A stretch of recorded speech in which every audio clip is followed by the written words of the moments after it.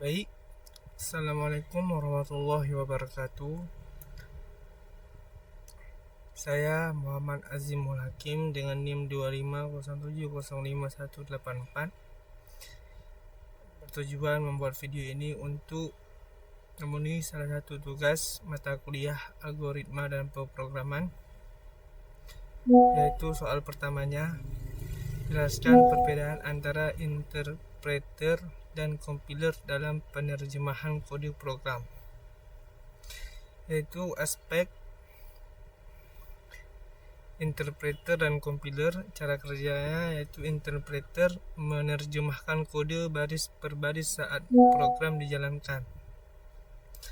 Compiler menerjemahkan seluruh kode sekaligus sebelum dijalankan. Aspek yang kedua yaitu kecepatan eksekusi, yaitu interpreter lebih lambat sedangkan compiler lebih cepat. Yang ketiga aspeknya yaitu deteksi error. Interpreter error muncul saat baris dijalankan, sedangkan compiler error dicek sebelum program dijalankan. Aspek yang keempat, file hasil. Interpreter tidak menghasilkan file executable permanen, sedangkan compiler menghasilkan file executable. Aspek yang terakhir, contoh bahasa, sedangkan interpreter Python, JavaScript, PHP, sedangkan compiler menggunakan C, C++, dan Go. Yaitu bisa dibedakan interpreter cocok untuk pengembangan cepat karena program dapat langsung diuji tanpa proses kompilasi panjang, sedangkan compiler lebih cocok untuk aplikasi besar yang membutuhkan performa tinggi karena hasil program sudah diterjemahkan ke bahasa mesin. Soal yang kedua, dalam pemrograman pemilihan tipe data yang tepat untuk sebuah variabel yang anggap krusial, mengapa seorang programmer tidak sebaiknya selalu menggunakan tipe data yang paling umum atau yang memiliki jangkauan terbesar, misalnya selalu menggunakan double atau angka atau string untuk semua teks? Jelaskan dampaknya terhadap memori, performa, dan potensi kesalahan bug. Karena menggunakan tipe data paling umum seperti double atau string untuk semua hal bukan pilihan yang baik karena memengaruhi memori. Tipe data besar membutuhkan ruang memori lebih banyak. Contohnya int sama dengan 4 bit, double 8 bit. Jika data sangat banyak, pemborosan memori menjadi besar. Yang kedua, B, performa. Operasi pada tipe data kecil biasanya lebih cepat. Penggunaan string atau angka membuat program harus melakukan konversi berkali-kali. C, potensi bug. Salah memilih tipe data tepat dapat menyebabkan kesalahan logika. Contoh, menyimpan umur dalam string dapat menyebabkan operasi matematika gagal. Menggunakan double untuk uang bisa menyebabkan kesalahan pembulatan. Kesimpulan, pemilihan tipe data yang tepat membuat program lebih hemat memori, lebih cepat, lebih aman dari bug. Soalan yang ketiga, bayangkan Anda sedang merancang sistem untuk kasir sebuah toko buku. Sebutkan dan jelaskan minimal 5 variabel yang Anda perlukan. Untuk setiap variabel, tentukan tipe data yang paling sesuai dan jelaskan alasan kuat mengapa Anda memilih tipe data tersebut dibandingkan tipe data lainnya. Yaitu menurut saya variabel dengan tipe nama buku, tipe data string, alasan karena berisi teks atau judul buku. Variabel harga buku, tipe data double, alasan harga bisa memiliki pecahan.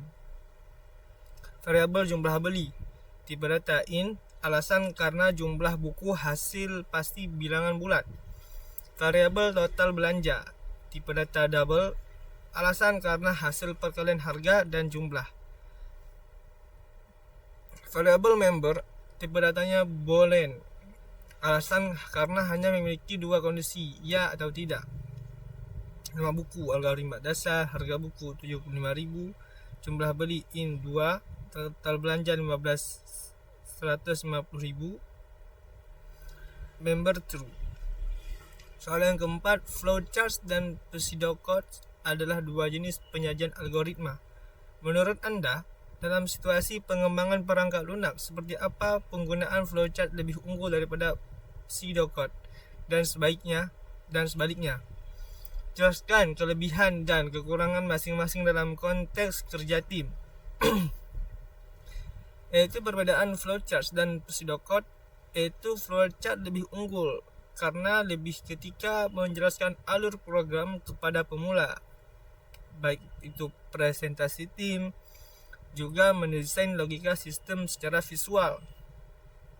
Dan kelebihan flowchart mudah dipahami secara visual, alur program terlihat jelas, cocok untuk diskusi tim. Dan kekurangan flowchart adalah yaitu sulit dibuat untuk program besar, memakan waktu, dan juga sulit direvisi.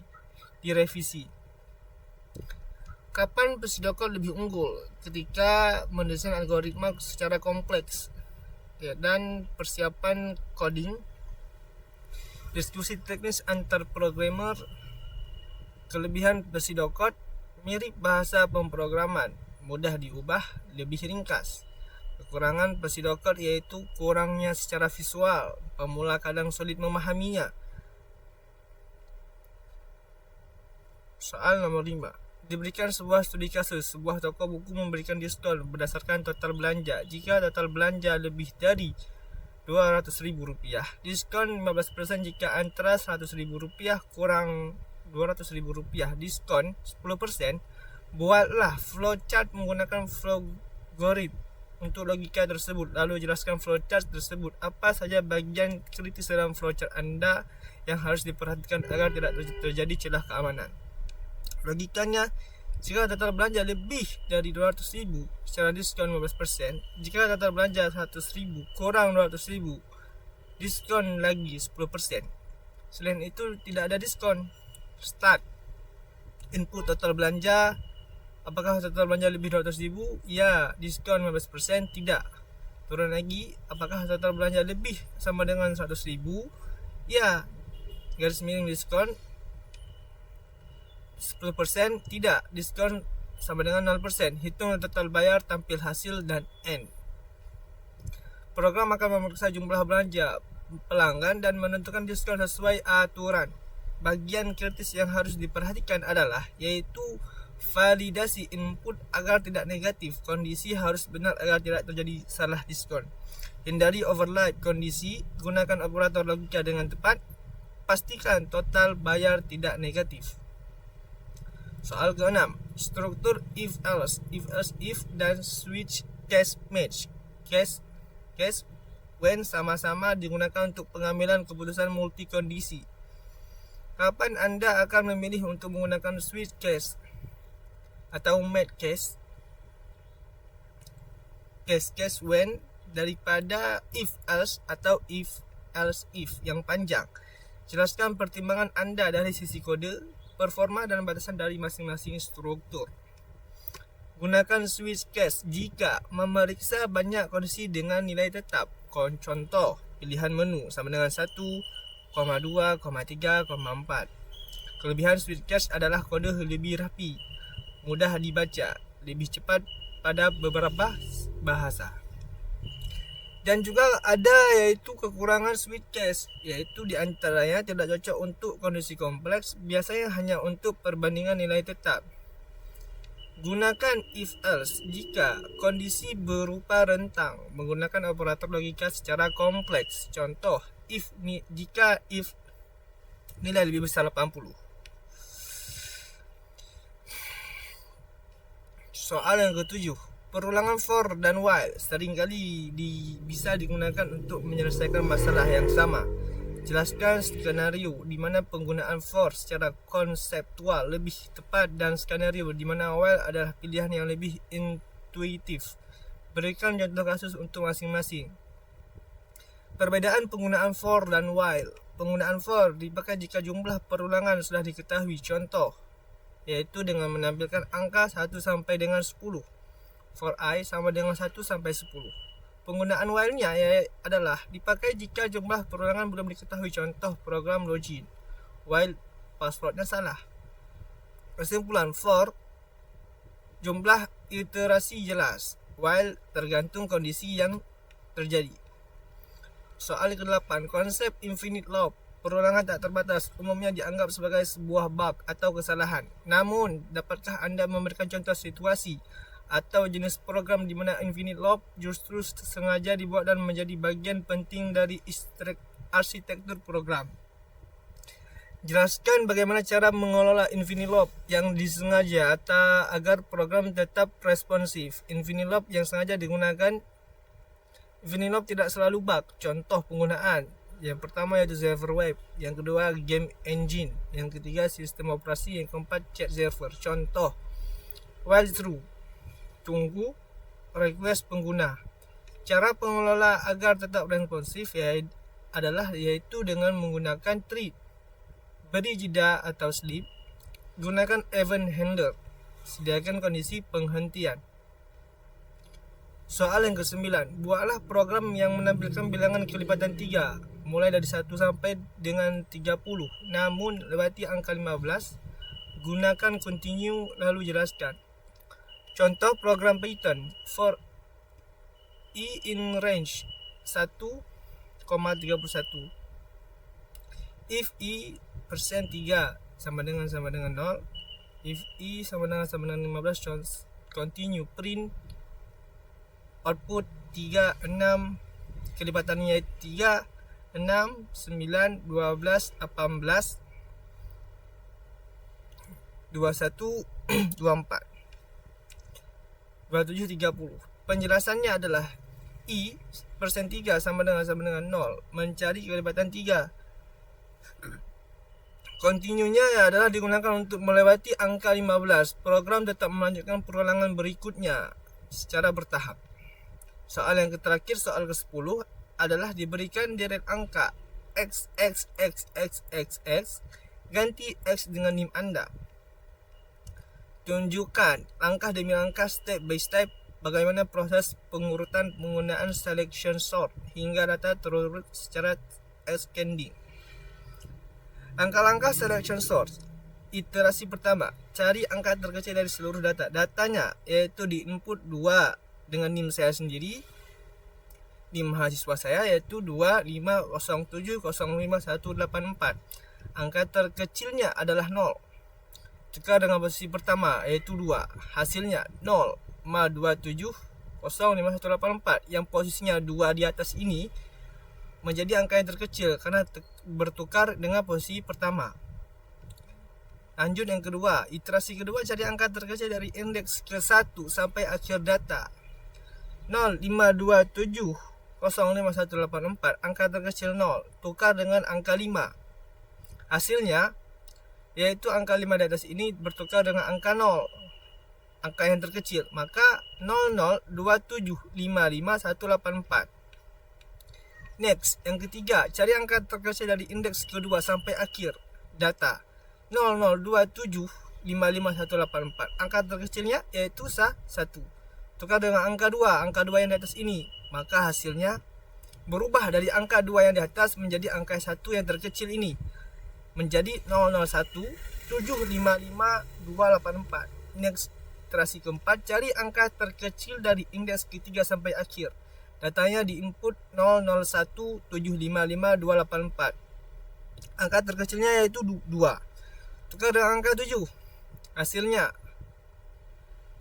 yang posisi yang di atas ini yang di input 7, maka bertukar dengan angka terkecil yaitu 2. Hasilnya di input 001255784.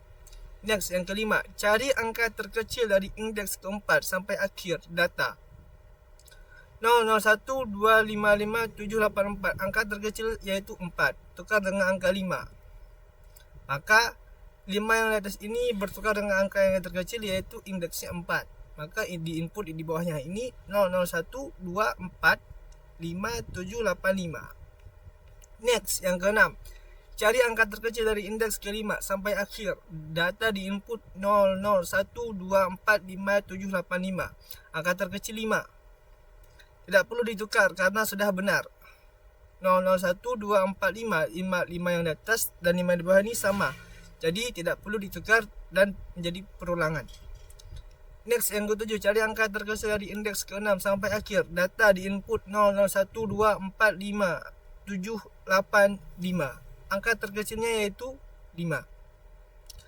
Lalu tukarlah angka 5 tersebut dengan angka 7. Hasilnya di input dari 001245587. Yang 7 di atas ini ditukar dengan angka yang terkecil yang di indeks 5. Yang next selanjutnya yang ke-8, cari angka terkecil dari indeks ke-7 sampai akhir. Data di inputnya yaitu 001245587. Angka terkecil 7. Tukar dengan angka 8. Hasilnya di input menjadi 001245578. Yang angka di atasnya itu yang berasal 7, maka bertukar dengan angka indeks 8. Hasil akhirnya data setelah diurutkan secara ascending adalah seperti ini. Seperti ini. Maka hasil akhirnya diurutkan secara ascending adalah di input menjadi 001245578. Penjelasan singkat selection sort. Metode selection sort bekerja dengan cara mencari nilai terkecil pada array, lalu menukarnya ke posisi ke depan dan mengulangi proses pada bagian array yang belum terurut. Jadi sekian soal UTS algoritma dan pemrograman. Jika ada yang salah itu dari saya sendiri, jika ada yang lebih itu dari Allah yang Maha Esa. Wabillahi taufiq wal hidayah. Wassalamualaikum warahmatullahi wabarakatuh.